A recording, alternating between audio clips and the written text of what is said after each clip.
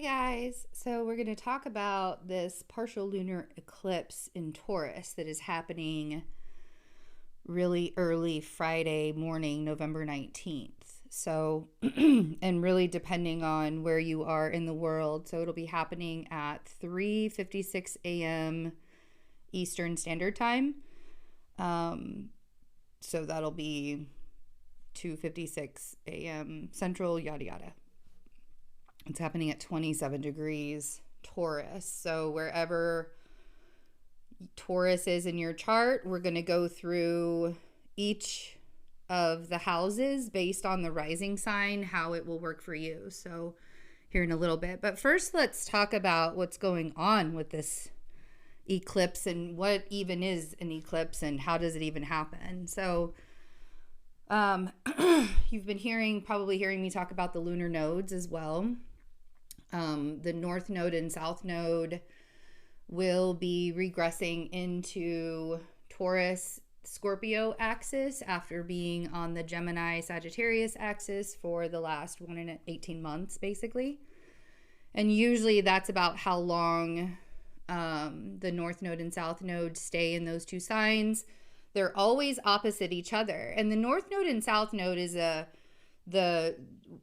lunar nodes where the shadow of the moon is. It's a mathematical equation, and this is a very fated position in our natal charts. And when we have certain planets aspecting the nodes during transits and such like that, there's a fate, there's like a fated energy over the collective as well sometimes, depending on what it is.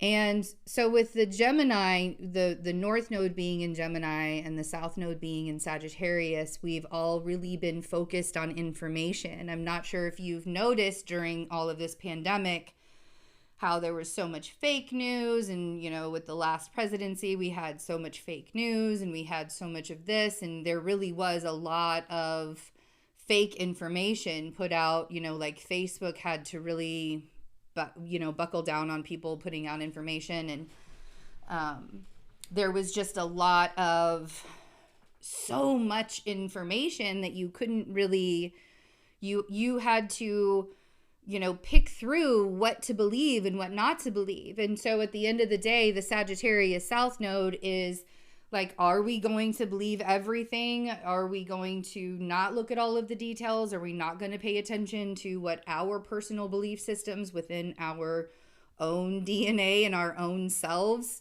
what that's saying? The Gemini North Node was asking us to really, really, really pay attention to what we believe in and what it is that we saw as the truth for our own selves, and not base our truth on the rest of the world, which would be the Sagittarius South Node, right? So now, as we are moving along and we're moving into fixed earth sign Taurus North Node and fixed water sign Scorpio for the South Node, we are moving into our value systems. And I remember tweeting several months ago, like, can't wait for this nodal change. We're going to be shifting into this Taurus North Node, and maybe people will start paying attention more to the earth and less to all of the bullshit that's going on online and in all of the social medias. But really it's so much deeper than that. There's, Uranus has been in Taurus since 2018, and we've been seeing a lot of different weather things. The global warming stuff is really coming up as a major, topic of discussion. And I think that that's going to continue the more as Uranus gets deeper into Taurus. And during this North Node venture, the North Node will conjoin with Uranus in 2022. I'm not there yet. I've been looking at 2022, like I'm pretty deep into 2022 already, but I'm not quite there to the conjunction of the North Node and Uranus. So I don't know exact what month that's going to be in, but it's, that is going to happen. And so there's going to be this fated, and we'll talk about that a little bit more as we get closer to that North Node shift. So for this eclipse, As the nodes begin to shift, and as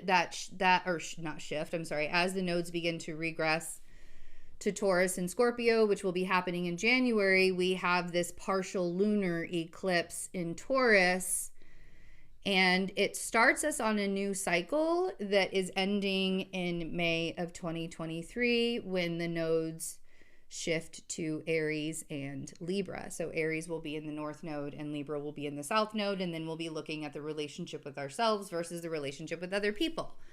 But this is about the values, and this particular eclipse in Taurus is going to also be making a trine to Pluto at 3 degrees. The orb is going to be 3 degrees, so it will be trine Pluto.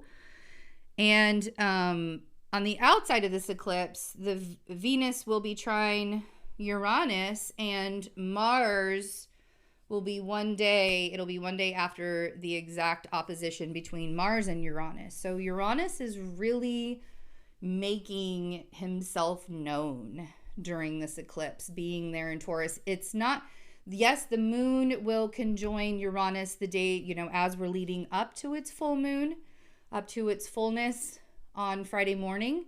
So Thursday, the moon will conjoin with Uranus, and that is the day when Mars is also opposite Uranus. So there will be a lot of emotional upheaval. There's going to be a lot of emotional electricity at the surface of things. And this is showing us where we create resistance for ourselves. Anybody that has created a restriction for ourselves in any way that we have created a restriction for ourselves, anything that we have shoved deep down into our guts, that's all going to come to the surface, because it's almost like we're taking a warrior stance for ourselves, but we waited. We let the tension build up and build up and build up and build up. So if you're not being honest with yourself in your day-to-day life, and there are things that you are keeping from your colleagues, things you're keeping from other people, whatever, this full moon and eclipse is sure to bring it to the surface, but it's only happening, and a lot of people are really going to hate that this happens to them, but it's only happening to show you how you've been lying to your own self. Like, this has nothing to do with the universe being a big old bully or anything like that. Mars opposite Uranus is like that steamer, the tension has been building up, that fixed Taurus in Uranus tension has been building up, and Mars is coming along and popping the top right off of it. And that can lead, especially since the moon is going to be involved, that can lead to explosive emotional upheaval. So be very careful with, how you are reacting to things. We can't control how other people project and react to us, and that can be a thing as well during all of this. But we can't predict, or we can't control how other people are going to react to us. We can only control how we're reacting to other people acting towards us. So, this is also called, I'm looking at my notes down here. So the sign of Taurus is where we find our values. The sign of Taurus is also ruled by Venus. And the sign of Taurus is also naturally ruled by the second house. So this is where we find our material and our career side of the monetary value, and that's all included in this. But also we see the way we value our own self, wherever Taurus lays in our chart, and our own worthiness. This will be one of the longest partial lunar eclipses we've had. It's called the Beaver Moon, and the really interesting thing about that is back in the day when they didn't have a clock or anything like that, they would see in the brightness of the full Taurus moon that the beavers would start to go into their lodges and stuff that they would make on the riverbanks in November so that they could prepare for the full winter. And so they named it the Beaver Moon. A little tidbit about this moon that I found. Was not expecting to find that story, but I think it's really cool. So they were literally like going in to take shelter, valuing their own peace of mind to prepare for the long winter. The partial lunar eclipse happens when part of the moon enters the Earth's shadow. This one will almost be a full eclipse. 97% of the moon is going to be covered by the Earth's shadow. But what's really interesting is the reason why is because we're almost to the North Node regress to Taurus in January. And that's why it's almost a full, we're not quite there yet. So that's why. So this partial lunar eclipse is opening up how we've not been treated properly, opening generational traumas and all the ways that our self-worth has been tarnished in order for us. And so in order for us to heal, this is going to be bringing light all of the ways that we can release the past and all of the ways that we preyed on our own self-worth. It's the beginning of a new cycle of eclipses on this Taurus-Scorpio axis. So, okay, so let's talk about, based on your rising sign, how this eclipse is going to affect you.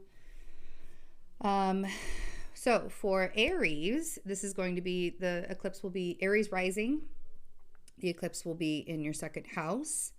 And this is really, what is it that you value? What is it that you place your self-worth and your self-value on? Are you placing your value on the things that you can accumulate monetarily, like the material things in life? Are you basing your value on your career, your title? Or are you basing your value on a belief system that you hold within yourself? Like there's a very focused,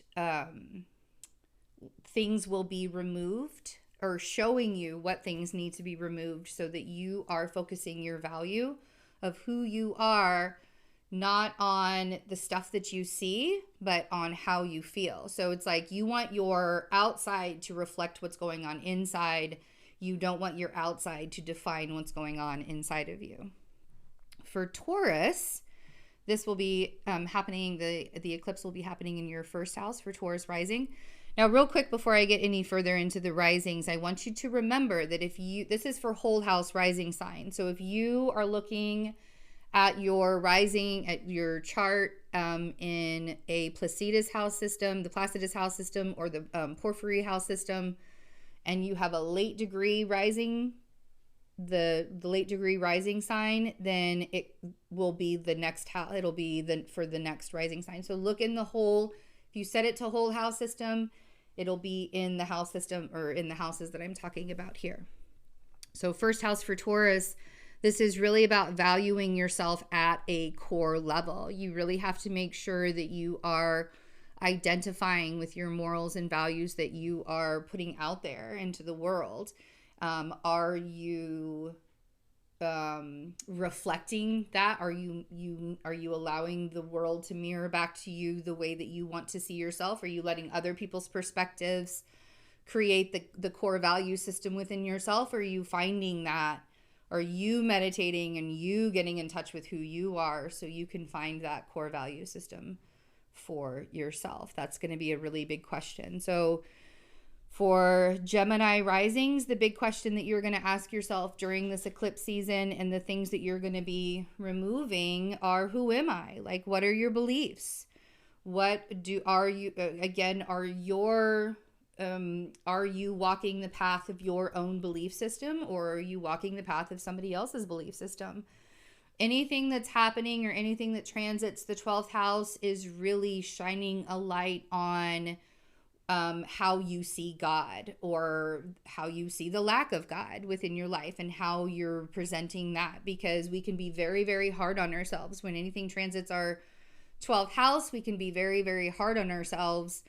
And it's a psychological thing. This is like that psychological house. So you can torment yourself by not living the beliefs and the morals and the values that you truly withhold within yourself. You can be in a torturous mind and a torturous brain, or you can really find that spiritual place within yourself and find out what it is at your, deepest level, what it is that you value, and put that out into the world.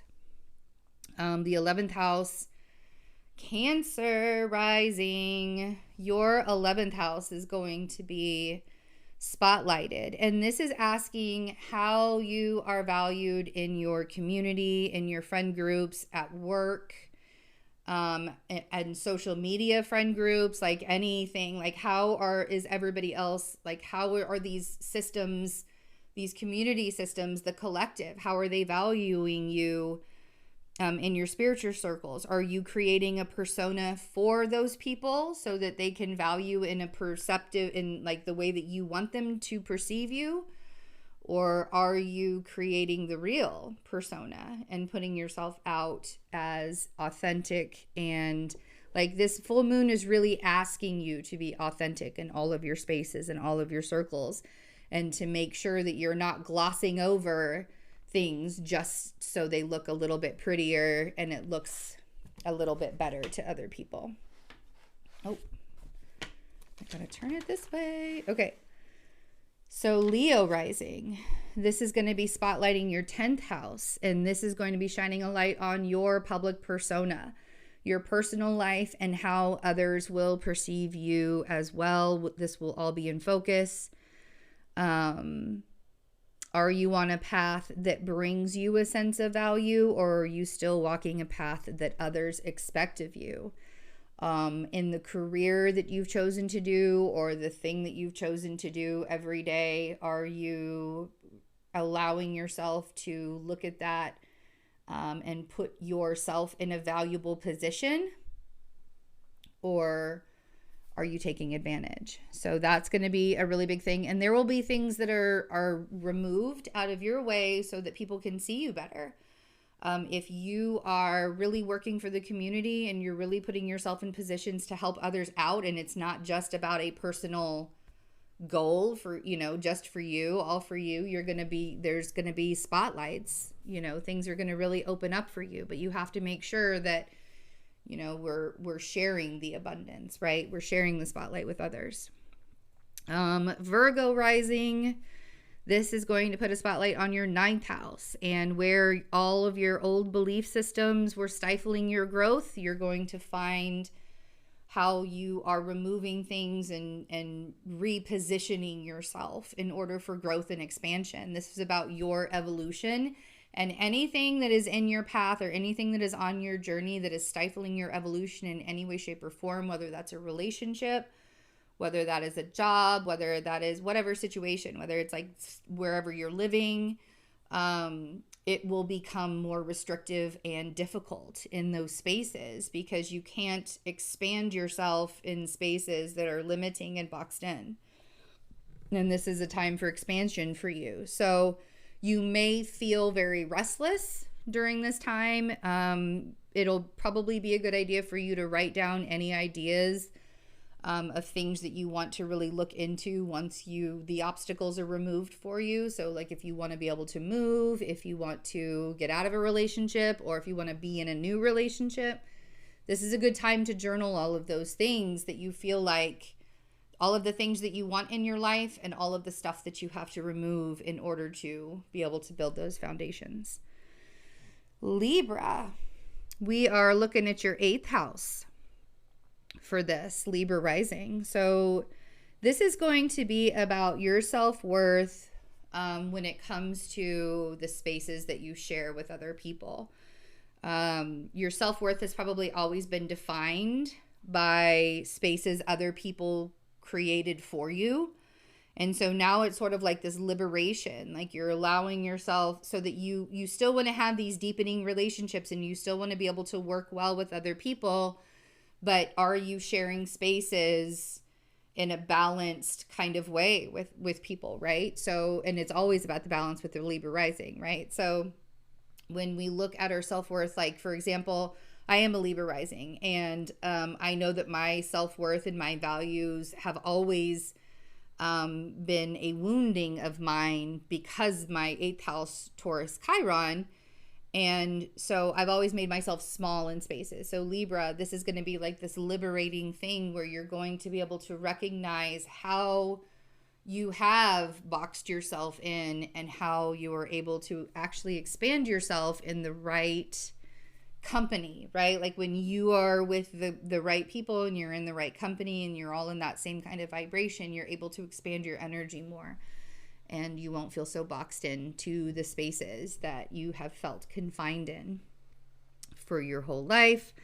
This will also reveal the relationships that are all surface level for you. Any relationship that you felt like was maybe a little bit deeper than surface level, this is going to show you for sure 100% what kind of relationships that are good for you. And it might have already shown you, honestly, like what kind of relationships that you actually want to have in your space and what kind of relationships have confined your energy and have left you restricted.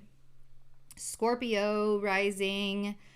The full moon and eclipse is happening in your 7th house, and this is going to be in the house of relationships, where you're asking, this eclipse is asking you to reveal to yourself who is for you in this current journey and who is against you in this current journey. It is going to be very revealing, and any kind of relationships that are not how do I want to put this?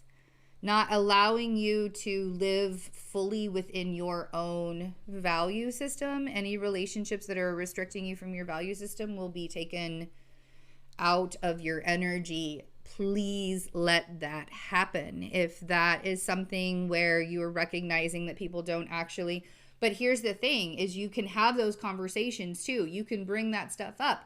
If you're recognizing that this particular person has restricted you and doesn't really have that sense of value for you, you bring that conversation up during this full moon, and that's going to give you every single answer you need about whether you... Okay, so Sagittarius risings, the eclipse is happening in your 6th house. The 6th house is about everyday activities. The 6th house is about our organization and the things that, and our health and the things that we really pay attention to and work with on a daily basis. So this is really going to be looking at the worthiness based on how well you're quote unquote doing life. So if you've really, like, if you're the kind of person where you look at your life and you're like, oh my God, my life is chaos, and you just beat yourself up and you talk down on yourself, there's going to be a lot of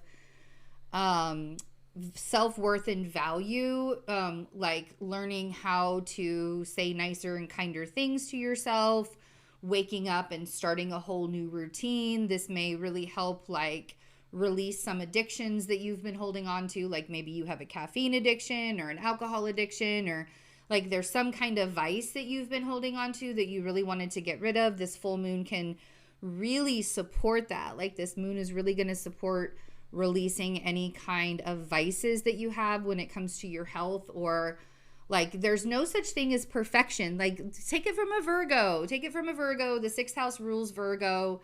And so you're really you're looking at that perfection side of you and releasing it and letting yourself release it and letting yourself know that there's no such thing as perfect, but there is a such thing as taking accountability and having responsibility for your own self-value. If you're not taking care of yourself in a physical way, then your emotional and spiritual is also going to be all out of whack. So this is really helping you to learn. It's removing things in your life that are like vices and are kind of crippling to you. And it's helping you to take accountability and helping you to take responsibility for your actions and such. So then we have Capricorn rising. Capricorn rising, this is going to be happening, the eclipse will be happening in your 5th house. And this eclipse is really asking you where your heart is leading you, and it's going to help you change your focus and be able to pivot rather quickly. If there are things that your soul desires, your heart desires, you have these passions inside of you and you haven't been putting yourself out there, you've been placing expectations on yourself and all of that, this is going to show you ways that you can pivot or more creative expressions that you can have. You could find yourself in like an explosive affair just to see what kind of how your value is wrapped up in like sexual conquests. If you're somebody that's like really focused on having a relationship but you just keep getting wrapped up in sexual conquests, you're going to see how you've wrapped yourself up in the value of that and be able to release something like that. This is just really going to be healing those parts of your heart and healing those parts of like how you hold yourself back by being rigid in the real world instead of being open and passionate and allowing yourself to create. There could be some shocking or like some emotional releases when it comes to your children, or if you've really been wanting children and that's been something that's been like building up inside of you. There could be you could be releasing a lot of trauma, generational traumas around that, around like any kind of childbearing things or anything that has to do with the sacral chakra. But pay attention to what your heart, like your real actual heart is telling you, not what your ego mind wants to tell you, but really pay attention to what your heart is telling you about the spaces that you are inhabiting during this eclipse. Aquarius rising, the eclipse is happening in your 4th house, and where you used to find safety is really changing dramatically. So the 4th house really talks about our stability when it comes to the mother and like the nurturing that we received as a child and in our childhood, right? The kind of nurturing or the lack of nurturing that we received. So the 4th house is really going to speak of that. And so this Taurus eclipse is showing your self-value when it comes to how you nurture yourself, or how, like if you're still programmed to believe that nurturing looks very toxic, or the way that you were nurtured was not in a healthy way, but it was more of like either abusive or it was obsessive or like, whatever, like even if you're like your mother figure and you really didn't get along very well, this is showing you the things in your life that have sort of been that crutch that you've held on to, even though it's like a memory of that toxic time or that toxic nurturing. This is showing you the crutches that you get to release, whether that comes in like an addiction form or an obsession form, but the value that you place in the way that you nurture yourself, or you have your own self-care, or the way you quote unquote mother yourself or parent yourself. This is going to show you the ways that you need to be open and receptive to be loved and nurtured by other people as well. So this eclipse is teaching you how to reparent yourself, Aquarius rising, in a really big way. Based on how you were nurtured and parented as a child, basically. Excuse me. So Pisces rising, last but not least, Pisces rising, this is happening in your 3rd house. And this eclipse may find you wanting to go on like a short trip. Like you may want to go on a road trip this weekend. Or you may find yourself journaling about how all of this is making you feel and all of the things that are being kind of swirled up in your atmosphere around this. This is about allowing yourself to communicate and allowing yourself to be able to express how you feel. And like your value is really, really locked in under this eclipse on how well you can express yourself to other people in a big, big way. And if you've been holding in your truth and you haven't been able to express yourself, this full moon is going to remove all of the obstacles in your way. That like if there's a person that you want to really be able to speak your truth to, but there's like no way that you feel like you can do that because of the fear, because of how they make you feel, because you're worried that you're going to lose them, like all of the excuses and all of the reasons. This full moon is probably going to make you open up your mouth and say all of the things that you've been holding in.